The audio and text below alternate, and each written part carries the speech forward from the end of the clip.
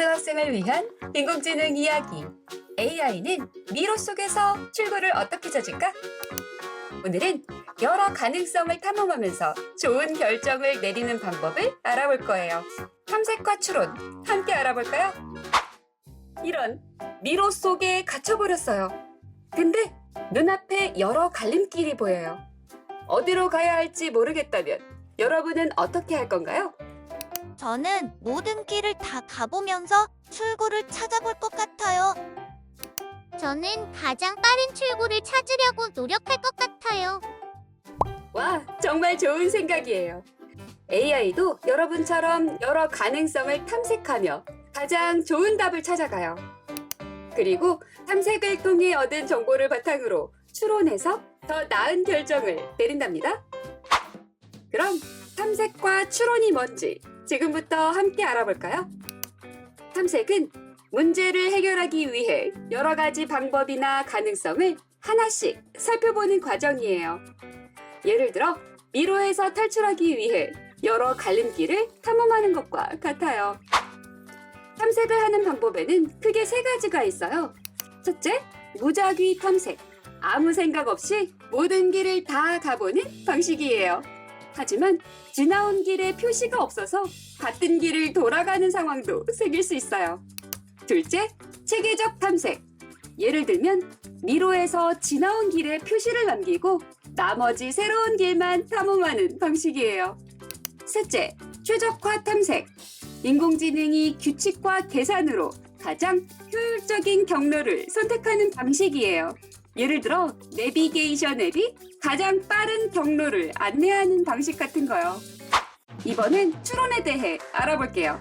추론이란 알고 있는 정보를 활용해 새로운 결론을 만들어내는 과정이에요. 예를 들어 하늘이 잔뜩 흐린 것을 보고 아, 비가 오겠구나, 우산을 챙겨야겠다 라고 판단하는 게 바로 추론이죠. 추론의 종류에는 크게 세 가지가 있어요. 첫째, 모든 고양이는 동물이에요가 맞다면 우리 집 고양이도 동물이죠 라는 결론도 맞아요.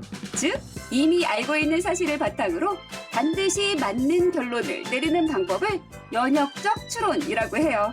둘째, 공원의 나뭇잎이 노랗게 변하는 걸 보고 가을이 왔구나 라고 결론을 내리는 방법이 바로 귀납적 추론이에요. 즉, 여러 경험과 사례를 바탕으로 규칙을 만들어내는 방식이죠.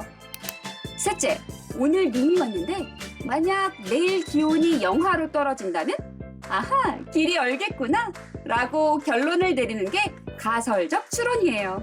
즉, 만약 무엇이라면 이라고 상상하면서 결론을 내리는 방법이죠.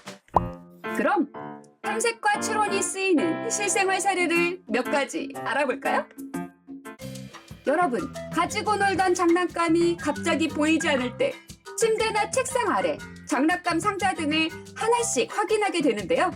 바로 이 과정이 탐색이에요. 그리고 내가 방금 전에 어디서 놀았더라? 하고 떠올리며 장난감이 있을 만한 장소를 예상해 보는 게 바로 추론이고요. 마트에 왔어요. 가장 신선한 사과를 고르고 싶다면 여러 사과를 하나씩 살펴보면서 색깔과 상태를 확인하겠죠?